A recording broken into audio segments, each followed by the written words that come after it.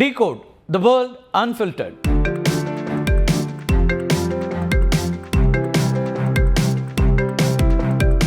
Apple நிறுவனத்தினுடைய சிஓஓ-ஆக இந்தியரான Sabir Khan நியமிக்கப்பட்டிருக்கிறார்.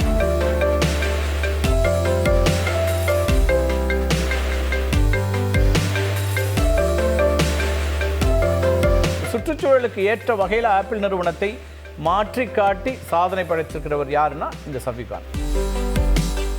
Apple நிறுவனத்தினுடைய புதிய சிஓஓ குறித்து தான் இன்றைய டீகோட் பகுதியில் பார்க்க இருக்கிறோம். இந்தியரான சபீர் கான் இந்த பொறுப்பில் நியமிக்கப்பட்டிருக்கிறார்.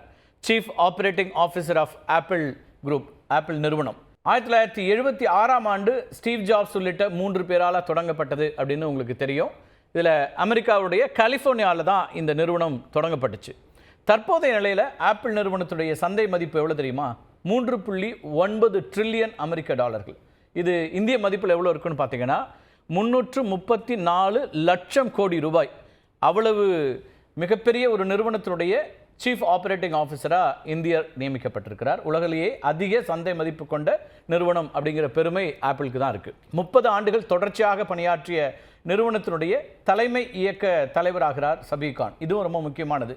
இன்றைக்கி டெக் வேர்ல்டில், டிஜிட்டல் உலகத்தில் 2 ஆண்டுகள் 3 ஆண்டுகள் பணிபுரியறதே ஒரு நீண்ட நாள் வேலை பார்த்துட்டோம் அப்படின்னு சொல்லக்கூடிய இடத்துல சபீர் கான் 10 ஆண்டுகளுக்கு மேலாக ஆப்பிள் நிறுவனத்திலேயே தான் தொடர்ச்சியாக பணியாற்றி வருகிறார். உத்தரப்பிரதேச மாநிலம் மொராதாபாத்தில் தான் 1966 பிறக்கிறார்.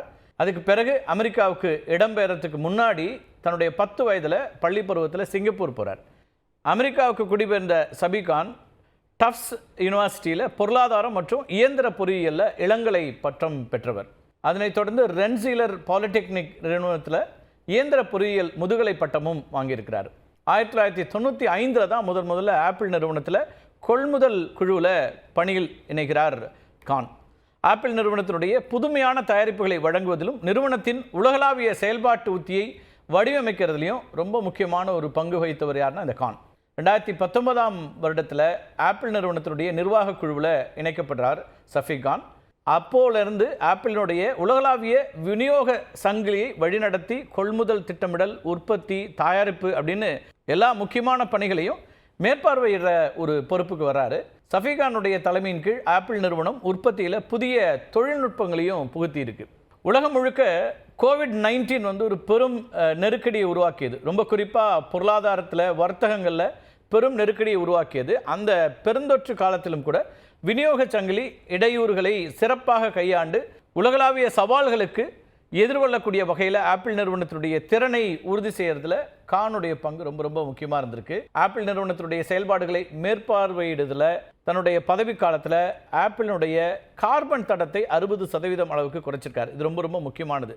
இது கானோட மிகப்பெரிய சாதனையாக கூட பார்க்கப்படுது. இதனை மனம் திறந்து பாராட்டியிருக்கார் ஆப்பிள் நிறுவனத்தினுடைய சிஇஓ டிம் குக். 2030க்குள்ள கார்பன் நடுநிலையை அடைய வேண்டும் அப்படிங்கிறது ஆப்பிள் நிறுவனத்தினுடைய இலக்கு. இந்த இலக்கை எப்போ அவங்க நிர்ணயிக்கிறாங்கன்னா 2020ஆம் ஆண்டிலேயே நிர்ணயிக்கிறாங்க.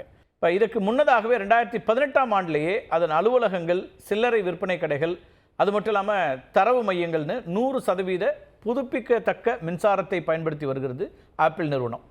அது மட்டும் இல்லை, அனைத்து காந்தங்களிலும் 100% மறுசுழற்சி செய்யப்பட்ட அரிய பூமி கூறுகளையும், அதாவது 100% ரீசைக்கிள்டு ரேர் எர்த் எலிமெண்ட்ஸ் பயன்படுத்தப்பட்டு வருகிறது. இதெல்லாம் ஆப்பிளுடைய அடிப்படை அம்சங்கள். இப்போ ஆப்பிள் நிறுவனத்தினுடைய செயல்பாடுகளும் அதனுடைய எதிர்பார்ப்பும் என்னவா இருக்குது அப்படிங்கிறது உங்களுக்கு புரியலாம்.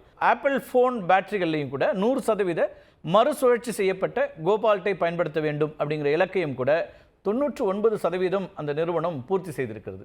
சுற்றுச்சூழலுக்கு ஏற்ற வகையில் ஆப்பிள் நிறுவனத்தை மாற்றி காட்டி சாதனை படைச்சிருக்கிறவர் யாருன்னா இந்த சபீர் கான். கானோட இந்த சாதனைகளுக்கு பின்னாடி இருக்கிறது அவருடைய படிப்பு அப்படின்னு சொல்லலாம். டஃப்ஸ் பல்கலைக்கழகத்தில் இயந்திர பொறியியலில் அவர் பெற்ற பட்டம், அதே போல் இயந்திரங்கள் முதல் சிக்கலான அமைப்புகள் வரைக்கும் எல்லா வகையான செயல்பாடுகளையும் அவர் பற்றி ஒரு புரிதலை, ஆழமான ஒரு அண்டர்ஸ்டாண்டிங் அவருக்கு கொடுத்துருக்குது. இன்னொரு பக்கம் அவருடைய பொருளாதார பட்டம்ங்கிறது சந்தைகள், செலவுகள், விநியோக சங்கிலிகள் அப்படின்னு வணிக வளர்ச்சி பற்றி எந்த அளவுக்கு சிந்திக்க வேண்டும் அப்படிங்கிறதையும் அவருக்கு கற்றுக் கொடுத்துருக்கிறதுன்னு சொல்லலாம். அவருடைய கல்வி மிக முக்கியமாக இருந்திருக்கிறது. மிகச்சில தலைவர்களிடம் மட்டுமே உள்ள தொழில்நுட்ப மற்றும் வணிக பக்கங்களை புரிந்து கொள்ளும் திறன் கானுக்கு இருக்குது. அவருடைய படிப்புகள் தான் அதுக்கான அடிப்படையாக அமைந்திருக்குது அப்படின்னு பார்க்க முடியும். கான் ஆப்பிள் நிறுவனத்துக்கு வரத்துக்கு முன்னாடி GE பிளாஸ்டிக்ஸில் வேலைக்கு சேர்றாரு. அங்கே அவருக்கு அபிரிதமான செயல்பாட்டு அனுபவம் அப்படிங்கிறது கிடைக்குது. தற்போது புதிய மாடல்களில் உள்ள மாற்றங்களால் ஆப்பிள் ஃபோன் விற்பனை பெருமளவு குறைந்திருக்கிறது. அது மட்டும் இல்லை, அமெரிக்க அதிபர் டொனால்ட் ட்ரம்ப் விதிச்சிருக்கக்கூடிய இந்த பரஸ்பர வரி விதிப்பு முறை இருக்கு இல்லையா, இதுவும் ஆப்பிளுடைய தயாரிப்பு செலவுகளை அதிகரிக்கக்கூடியதாக மாறி இருக்கு. இன்னொரு பக்கம் உலகளாவிய அளவில் விற்பனையும் கடுமையாக பாதிக்கப்பட்டிருக்கு. இந்த சூழலில் தான் சீஃப் ஆப்ரேட்டிங் ஆஃபீஸராக ஆப்பிள் நிறுவனத்தில் இப்போ பணிக்கு சேரக்கூடிய சஃபிகானுக்கு என்னெல்லாம் ஒரு நெருக்கடிகள் இருக்குது அப்படின்னு பார்த்தீங்கன்னா, அல்லது சவால்கள் அப்படின்னு பார்த்தோன்னா, ஆப்பிள் நிறுவனத்தினுடைய உற்பத்தி மற்றும் செயல் நிர்வாகங்களை மேம்படுத்த வேண்டிய ஒரு கட்டாயத்தில் சவாலை எதிர்கொள்ளக்கூடிய இடத்துல இருக்கிறார். ஆப்பிளுடைய தற்போதைய CEO டிம் குக் கடந்த காலத்தில் சீஃப் ஆப்ரேட்டிங் ஆஃபீஸராகவும் பதவியில் இருந்தவர் அப்படிங்கிறத நாம் இந்த இடத்துல ரீகால் பண்ணி பார்க்கலாம். அதுக்கு பிறகு 2011ஆம் ஆண்டு நிறுவனத்தை நிறுவிய ஸ்டீவ் ஜாப்ஸ் விலகலுக்கு பிறகு சிஓஆ யார் போகிறா, டிம் குக் வந்து பதவியை ஏற்கிறார். இப்போ அந்த அதே சீஃப் ஆப்ரேட்டிங் ஆஃபீஸர் பொசிஷனுக்கு தான் சஃபிகான் இப்போ நியமிக்கப்பட்டிருக்காரு. இதனால் எதிர்காலத்தில் ஆப்பிள் நிறுவனத்தினுடைய சிஇஓவாக தலைமை செயல் அதிகாரியாக சஃபிகான் நியமிக்கப்பட வாய்ப்பு இருக்கிறது அப்படிங்கிற ஒரு கருத்தும் கூறப்படுது. சஃபிகான் மனைவி மற்றும் 3 குழந்தைகளோட சான் பிரான்சிஸ்கோவில் வசித்து வருகிறார். அவருடைய தனிப்பட்ட வாழ்க்கை குறித்த தகவல்கள் மிகவும் ரகசியமாகவே வைக்கப்பட்டிருக்கின்றன. ஆப்பிள் நிறுவனத்தினுடைய சீஃப் ஆப்ரேட்டிங் ஆஃபீஸராக கான் நியமிக்கப்பட்டிருக்கிற இந்த நேரத்தில் வேறு யாரெல்லாம் இந்த சாஃப்ட்வேர் இண்டஸ்ட்ரியில் உலகத்தை ஆளக்கூடிய இடத்துல இருக்கிறாங்க, உலகின் மிக முக்கியமான நிறுவனங்களாக இருக்கக்கூடிய நிறுவனங்களுடைய தலைமை பொறுப்பில் இருக்கக்கூடிய இந்தியர்கள் பற்றிய ரொம்ப சுருக்கமாக நம்ம பார்த்துடலாம். இல்லை முதன்மையானவர் அப்படின்னு நம்ம வந்து நிச்சயமாக சொல்லலாம் சுந்தர் பிச்சை. உங்கள் எல்லாருக்கும் தெரிஞ்சிருக்கும், ஆல்ஃபபெட் நிறுவனத்தினுடைய சிஇஓவா இப்போ சுந்தர் பிச்சை இருக்கிறாரு. சென்னையில் பிறந்த சுந்தர் பிச்சை ஆல்ஃபபெட் இன்க் மற்றும் கூகுள் LLC நிறுவனங்களுடைய தலைவராக 2015ஆம் ஆண்டு முதல் இருந்து வருகிறார். சென்னை அசோக் நகர் ஜவஹர் வித்யாலயாலையும் அதுக்கப்புறம் மெட்ராஸ் IITயில் இருக்கக்கூடிய வனவாணி பள்ளியிலையும் படித்தவர் சுந்தர் பிச்சை. அதுக்கு பிறகு IIT கரக்பூரில் என்ஜினியரிங் படிக்கிறாரு. அமெரிக்காவில் இருக்கக்கூடிய ஸ்டான்ஃபோர்ட் பல்கலைக்கழகத்தில் உயர்கல்வி அப்படின்னு அவருடைய வாழ்க்கை பெரும்பாலானவர்களுக்கு நம்மள இருக்கவங்களுக்கு தெரிஞ்சிருக்கும். வார்டன் ஸ்கூலில் MBA படிச்சிருக்கார். 2004ஆம் ஆண்டு கூகுள் டூல்பார் ப்ராடக்ட் மேனேஜராக வேலைக்கு சேர்ந்த சுந்தர் பிச்சை தன்னுடைய திறமையினால் அந்த நிறுவனத்தினுடைய உயர் பதவிகள் அத்தனையும் அடைந்திருக்கிறார். 2004லேருந்து 20 ஆண்டுகளுக்குள்ளாக அவர் உச்சபட்ச நிலைகளை எல்லாம் அடைந்திருக்கிறார். 2015 கூகுளுடைய தலைமை நிர்வாகியாக உயர்கிறார். 2019 கூகுளின் தாய் நிறுவனமான ஆல்ஃபபெட் இங்கோட தலைமை நிர்வாக அதிகாரியாகிறார். இன்றைக்கு டெக் உலகத்தில் அதிக சம்பளம் வாங்கக்கூடிய தமிழர் அப்படின்னு பெருமையாக சொல்ல முடியும். இந்தியர் அப்படின்னு பலருக்கும் முன்மாதிரியாக இருக்கக்கூடிய ஒரு டெக் ஜெயண்ட் தான் சுந்தர் பிச்சை.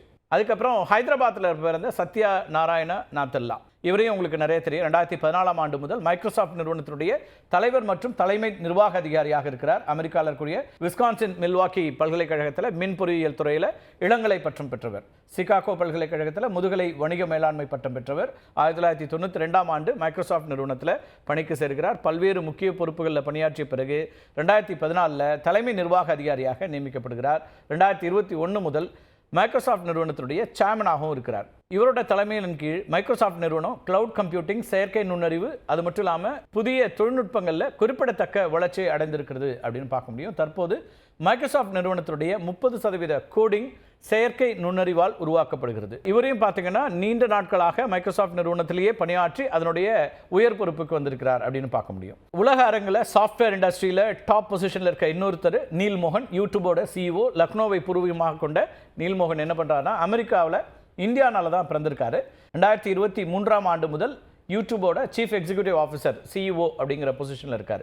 அமெரிக்காவுடைய ஸ்டான்ஃபோர்ட் பல்கலைக்கழகத்தில் எலக்ட்ரிக் இன்ஜினியரிங் பட்டப்படிப்பு படித்த நீல் மோகன் 2008ஆம் ஆண்டு கூகுள் நிறுவனத்தில் பணியாற்ற தொடங்குகிறார். 2015ஆம் ஆண்டு யூடியூபோடைய தலைமை தயாரிப்பு அதிகாரியாக பொறுப்பேற்கிறார். யூடியூப் தளத்தில் யூடியூப் TV, மியூசிக், பிரீமியம் ஆகியவற்றோடு சமூக வலைத்தள பயனாளர்களிடையே பிரபலமாக இருக்கக்கூடிய யூடியூப் ஷார்ட்ஸ், இது எல்லா சேவைகளையுமே டிசைனிங், கோடிங் போன்ற தயாரிப்புகளில் நேரடியாகவே மிக முக்கிய பங்காற்றியவர் இந்த நீல் மோகன். அதே போல் இன்னொரு முக்கியமான குறிப்பிடத்தகுந்த முகம் அப்படின்னு பார்த்தோன்னா சாந்தனு நாராயண்.